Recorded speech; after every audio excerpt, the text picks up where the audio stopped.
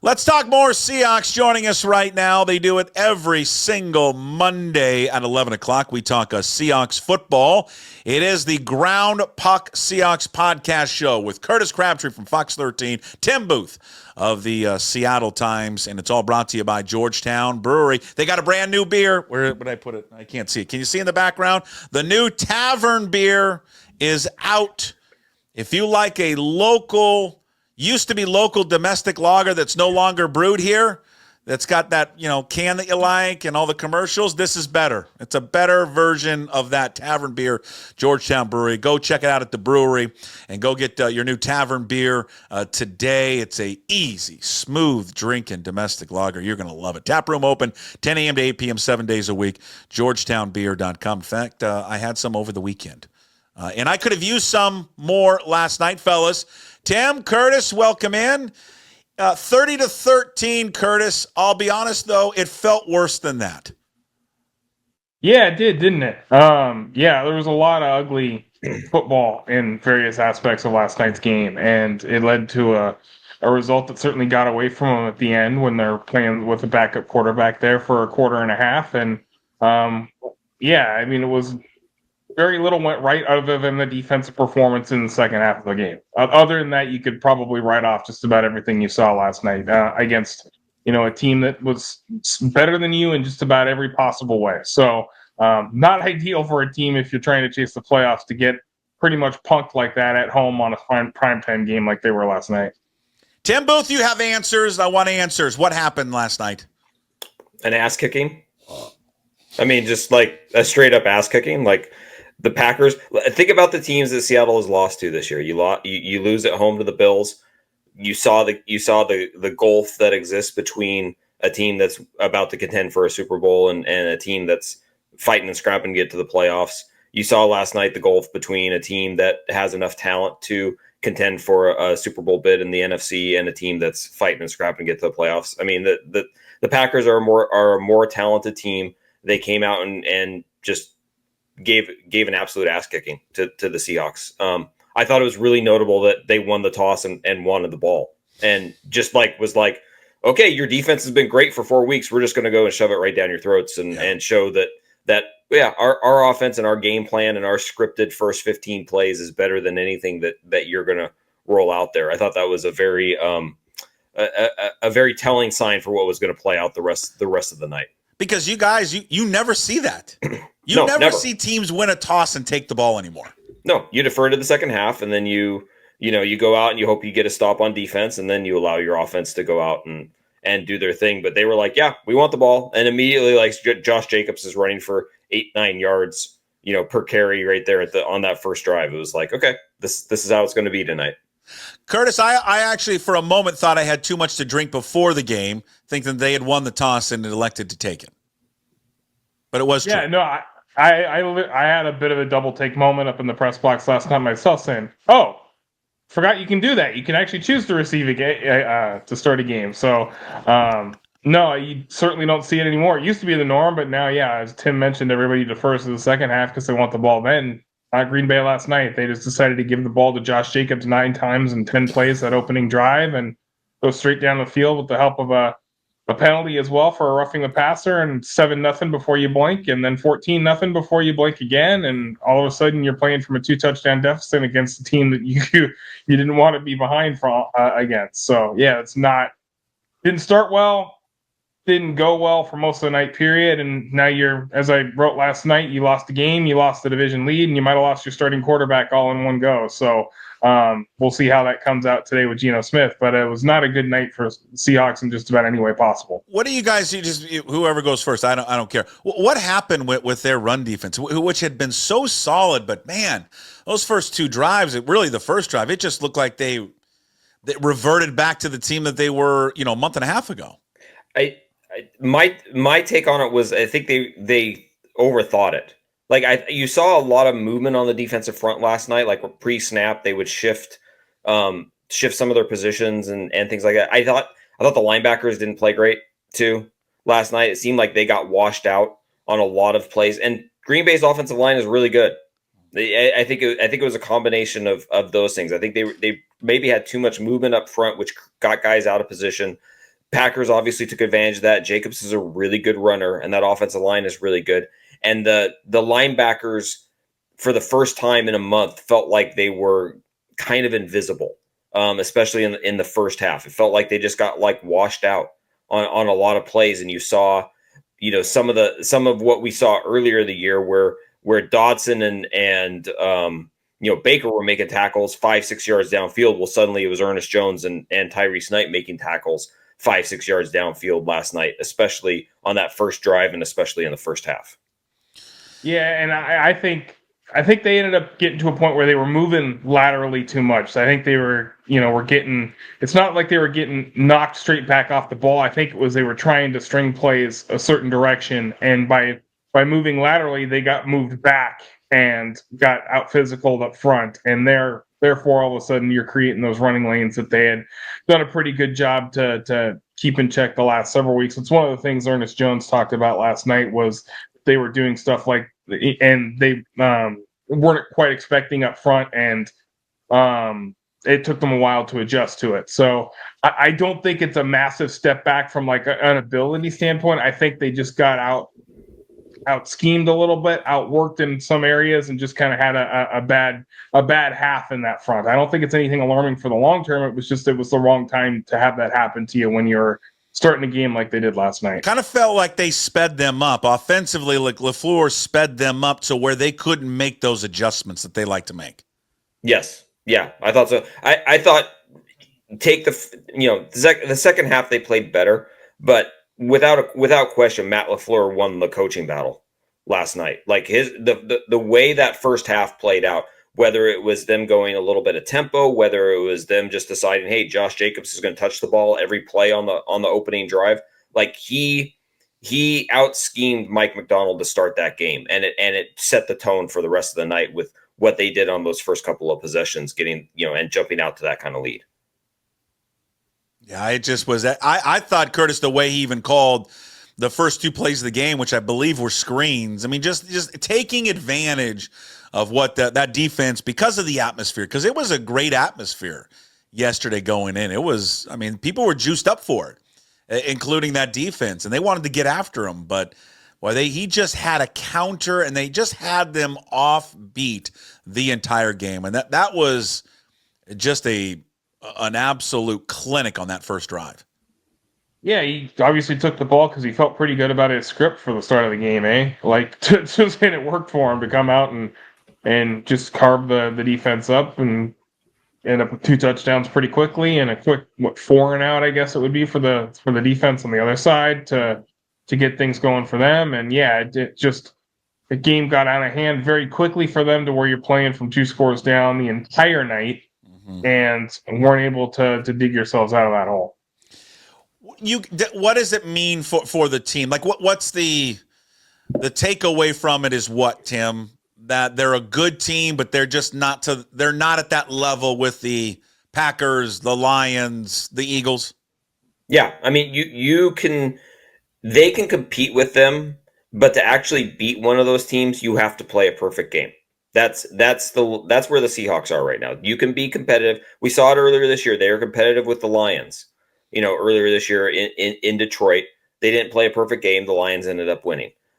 We saw it against the Bills. We've seen it now against the Packers. When they have gone up against better elite competition this year, they have shown that their margin for error is essentially 0. If they actually want to win the game, they can be competitive. They can make it a game into the fourth quarter. They can throw a scare into one of those elite teams, but to actually pull out a victory, they have to play with zero error, essentially. And that's a really tough world to live in the NFL, where one error compounds in so many different, can compound in so many different ways. I mean, take, for instance, Geno's very ill-advised throw into the end zone last night. You get a touchdown there, well, maybe it's an entirely different story about how things, play out the rest of the night. But there was an error that ended up compounding and really costing them in the long run. So that's where the Seahawks are. They're competitive. They're obviously in the division race still. I mean, it's not the world is ending today. Like they go 2-1 these final 3 games. There's a very good chance they're the NFC West champs. But when the bigger picture of where you want to be and what you should expect for, what level this franchise, expects itself to be at, you essentially have to play perfect if you want to do more than just sneak into the playoffs and maybe win in the wild card round. Because we talked about this a little bit, the three of us just in a chat. I was just looking at the tiebreaker situation just for shits and giggles here. What would happen if they would all finish 10-7? If the Rams and Seahawks finish 10-7, Tim, how far do you got to go down the tiebreaker? Because the head-to-head would be even, Steven. The division, how it would play out, would be even. I believe the conference record would be the same. We get down to what, the fourth or fifth tiebreaker? It's the fourth tiebreaker. It's strength of victory. Strength of victory. So it's essentially the winning percentage of the teams that you have beaten. As it stands right now, the Rams have that tiebreaker. Now that could change drastically over these last couple weeks. I mean, the Seahawks beat the Vikings. This upcoming week, all of a sudden that stat could change fairly significantly, because all of a sudden you have a victory over a team that's got 11 wins or whatever it is going into tonight. So that could still flip in Seattle's favor, but you're looking like at this, depending on how things obviously play out, you're looking at potentially going all the way down to the fourth tiebreaker if they both finish it at 10-7.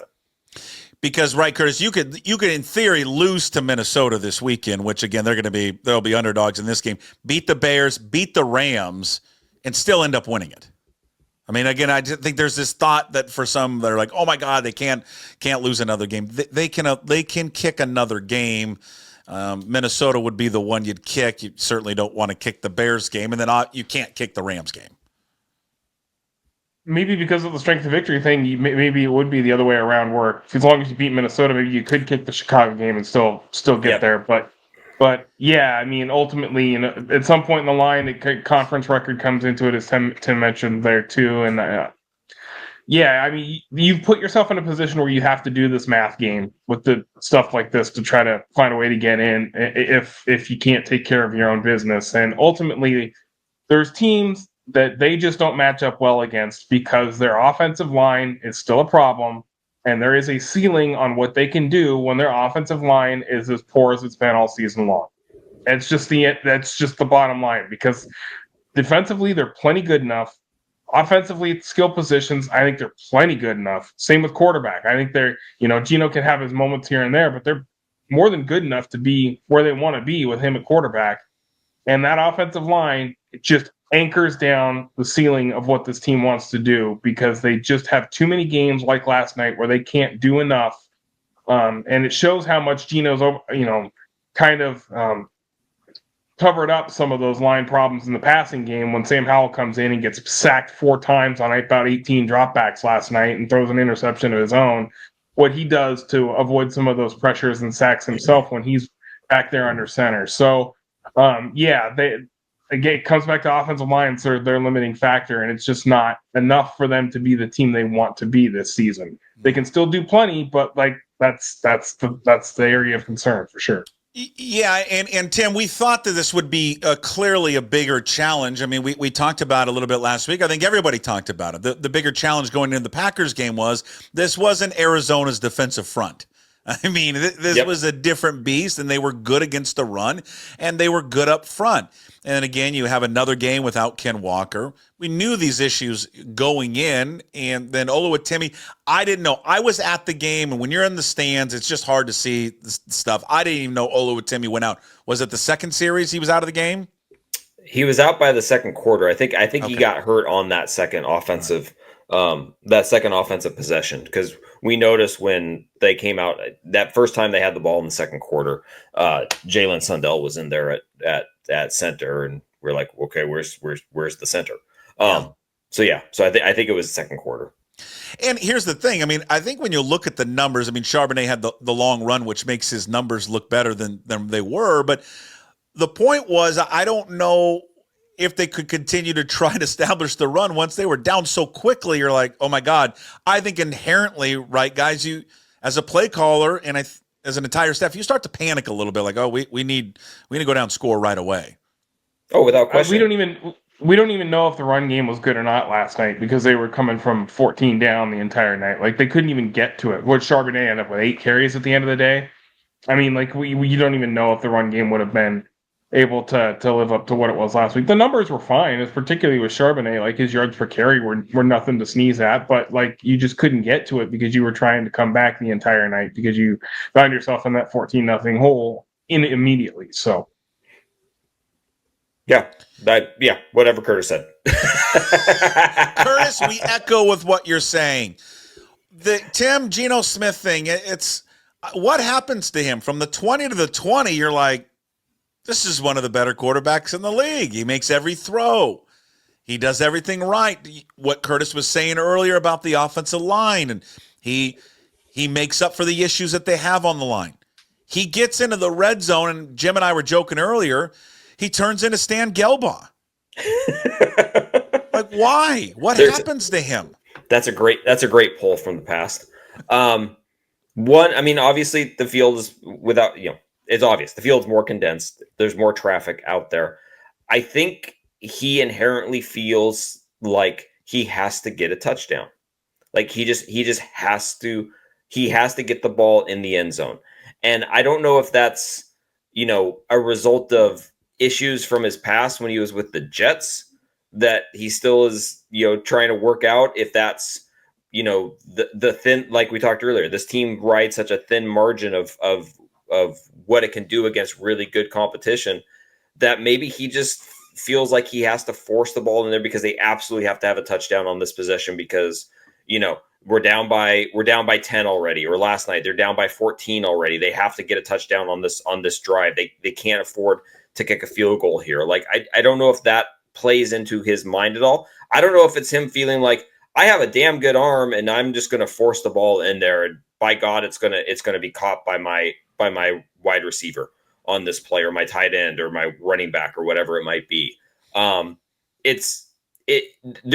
don't think there's an easy explanation for it. I think there's probably factors of all of that lead into what has led to him struggling and making as many mistakes as we've seen in the red zone, and specifically inside the 10. Like, it's just, you can't, again, this team rides such a thin line of success and failure. You can't have those mistakes compounding, especially against good teams. yeah, and I mean, I understand why he wanted to make that throw that he did last night. I mean, on that snap, they were in kind of like a cover 2 shell and ultimately ended up being man-to-man, to where now you've got Noah Fant against a safety man-to-man. And I think that's a matchup he thinks he can win on that regard. The problem is he's throwing off of his back foot and backpedaling to where that ball does not have the heat it needs underneath it to have a chance to get to that back part of the end zone on the timing you would need. And because it's up there floating in the air a little bit, Valentine, who's on, I think it was Jackson Smith and Jigba on a different route underneath, is able to see that whole play develop and drop off his guy and sag underneath it and make a play on it. It's just, I think he diagnosed the play right, but you can only throw that ball if you're set in the ground, flat-footed, able to rip it and get it back there with the pace needed. And yeah, he forced it. And ultimately, yeah, as Tim mentioned, I think because of the residual issues of the offensive line and their lack of run game, and particularly in the red zone throughout the early part of the season, up in basically every week except last week, I think he's feeling like we have to get this because can we get back down here sort of thought process. So I think he's just forcing the issue that little bit too much, and that's where you see these red zone interceptions and turnovers kind of crop up. Can you guys get a sense when you're sitting up there? I've sat up in that press box many games. It's closed, so sometimes you don't get the full effect of the crowd. Could you hear how loud it was from Packer fans? Go yes. Pack, go! Yep. Go Pack, go! Yeah, I heard that plenty of times last night. Yeah, you could tell it was not a it was not entirely a Seahawks crowd. I mean, it felt like it was.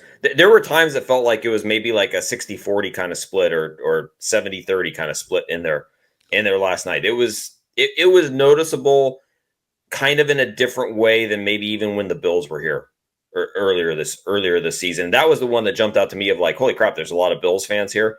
It didn't seem overwhelming, the amount of Packers fans that were there. Maybe it's because the green and the blue kind of, I don't know, blend in together, but you could definitely hear the difference last night.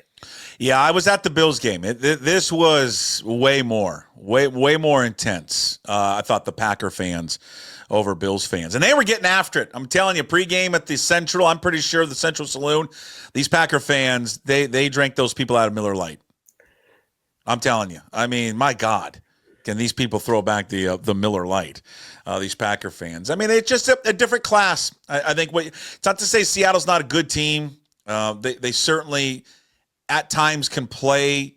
You know, one of you guys mentioned earlier with the Lions game. You know, I think at times in the second half, their defense at least played better. And I don't know how much of that is Green Bay pulling back on the playbook or just, hey, my God, we're up by 17. We can. I just think it's human nature. You kind of let down a little bit. I think especially when Geno went out, they're like, we got this game. Well, we are okay. If we really wanted to pour it on it, I think we could. So Seattle could still win the division, right, Curtis? But it just shows, again, we'll go back to the gap between the two teams. And who knows, though? I mean, if, Curtis, we find out later today there's something structurally, there's something really wrong with Geno. I know they said afterwards that they think is okay, but who knows? I mean, 24 hours later, things could change. Yeah, and I mean, look, apologies to Jim, but there's a reason when we watch training camp that we say the things we do about certain quarterbacks and stuff. And I mean, he just needed some juice on the game. Yeah, I understand, but yeah, I mean, look, I'm not too shocked. I mean, the quarterback who last year in Washington led the league in sacks and interceptions comes behind one of the worst offensive lines probably in the NFL this season and can't do anything at all. It is what it is. And I've watched those guys in practice every single day. There was a pretty significant delta between the two of them, between Geno Smith and Sam Howell. I mean, look, big picture conversation. If people want to say that Geno Smith isn't, the guy that they think can get you to the team you want to be, that's fine. But I think you need to realize that Geno is still a pretty dang good quarterback in his own right that can make some mistakes here and there. And the offensive line they play behind this season has just been so poor. It's really sank them. And, I mean, look, there's matchups with certain teams and games that are just not going to work out well for them. Like the two teams that have had the worst offensive lines that they faced this year, Atlanta and Arizona, and they've handled those teams in the 3 games that they've played against them. When they face teams like even a bad team like the Giants that has some dudes on the defensive line, all of a sudden it's different because that's their weak point on their roster. It's a matchup thing. And Green Bay, even though their defensive line isn't amazing by any stretch, they were able to out-physical that group last night when they were down to now their 3rd-string center, 3rd-string right guard, and their 4th tackle of the season. They get their starter, but still, like that right side of that offensive line has been an adventure all year. And Green Bay was able to dominate it again last night. Yeah, I would just say this, Tim, about the Geno Smith. We do this. I feel like we do this every single week. I think, to your point, Curtis, I agree he's a very good quarterback, and it's hard to play behind that offensive line. My just stance on it is, not to say he'll get this. I know what his agent will want, and the agent, and they'll want as much as they can get. There would be a ceiling of an offer, whether that's 30, 32 million. That's it. You can't get crazy with a contract offer to him if you wanted to renegotiate this season. Again, he's under contract, but if you wanted to renegotiate and bring his number down and all that, because of these red zone numbers. I mean, again, you just can't go all in and commit to someone like this. And then the other part of it is Howell's not the guy. They don't have an answer. So in the short term, they need him. It's weird. I feel, Tim, neither of the two parties have leverage. You're probably right. I mean, I think Geno probably has a little bit more leverage because you don't have the next guy. Like, it's pretty apparent you do not have the next guy. Like, Sam Howell, not the next guy. Wherever you land in the draft, I mean, this is not a great quarterback year. It's Shedeur Sanders, it's Cam Ward. I mean, Dylan Gabriel, no, like nice college quarterback, but he's not. To me, he's not an NFL kind of guy. you're going to spend your your draft capital. Where's it going to be? Where's everyone going to want you to spend your draft capital? Offensive line. Like, so I think in the bigger picture of what's likely to be some sort of negotiation this offseason, it would be Geno has probably a little bit more leverage than the team does at this point. If you're the team, it's like baseball arbitration. You're going back and you're pointing out every hole in his game. You're saying, look, we know you want $40 million. We know you want X amount because there's only so many decent quarterbacks in the NFL right now. But look at all these red zone issues you've had. Look at the times that you've taken sacks that you didn't need to. Look at the times you got us into the wrong play, whatever it might be. And if you're the team, you need to make the point of like, okay, we need you to take $30 million for 3 years or whatever that number ends up being, because whatever's left in that pool of money that we have to spend, we're going to go get you an offensive line. We finally realized that we have messed up for as long as we have in not investing properly in the offensive line. If you're willing to take X amount, then we can go spend Y on a 2 guards and a center that are actually decent, and we can actually give you a competent offensive line, and then you can go see what you can do behind that. That's the sweet spot. That's the negotiation that I think would work for both sides. Whether that happens, I don't know. But if I'm John Schneider and if I'm Geno's representatives, I'm trying to find that sweet spot there and say, what can I take? What can Geno accept that allows him to still be considered paid at the commensurate with the rest of the quarterbacks in the NFL, but also gives my team a chance and locks up some future security for him, but also gives my team the chance to put out a product that I can quarterback behind and actually have success with, and maybe gets us to a level that's beyond being competitive with some of these teams, but gets us to the point where we're actually really a contender with some of these other teams in the NFC. Most important question before we leave here. Curtis, you get the first shot at it, okay? Okay. Okay, we go in team Rory and Scheffler versus DeChambeau and Koepka. The golf showdown tomorrow. Are you aware of this? I knew it was happening. I didn't know it was happening tomorrow. Tomorrow in Las Vegas, 3 o'clock on TNT. $10 million goes to the winner. Rory and Scheffler. Rory. Scotty's the best golfer in the world.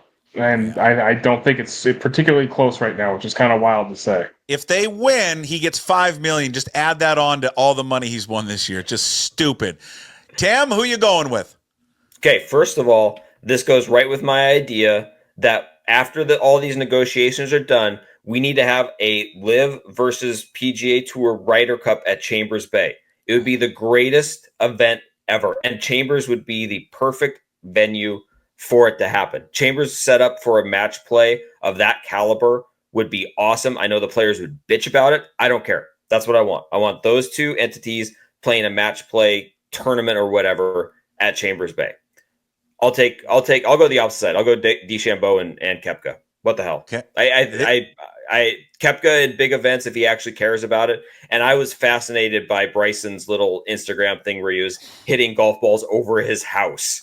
His glass house, for God's sakes, and just throwing darts like the 2 inches away. It was great. Because you would just think at some point of all the balls that he hit, 500 or so, let's just whatever. At some point, I mean, they're pros. They shank it every now and again. You would think at one point maybe he would shank one into the house and break his glass, and he never did. And I'm watching that backyard green he has complex. Oh my God. Golf porn is what that thing is. It was amazing. I just kept waiting for him to just hit one thin right into the front door. It would have been amazing. Me too. Actually, it'd have been hilarious had he done that. All right, boys, we'll talk next week. Thank you for doing it as always. And you guys have a wonderful week. We'll get updates from both Tim Booth and Curtis Crabtree throughout the week on the health of Geno Smith and Oluwatimi. So be sure to follow those guys on all your social media channels. All right, boys. We'll see you next week. Thanks, Buck. Tim Booth, Curtis Crabtree, there with us every single Monday at 11 o'clock. Curtis, Fox 13, Tim Booth, Seattle Times, Ground Puck Seahawks Podcast, brought to you by Georgetown Brewery. Go to the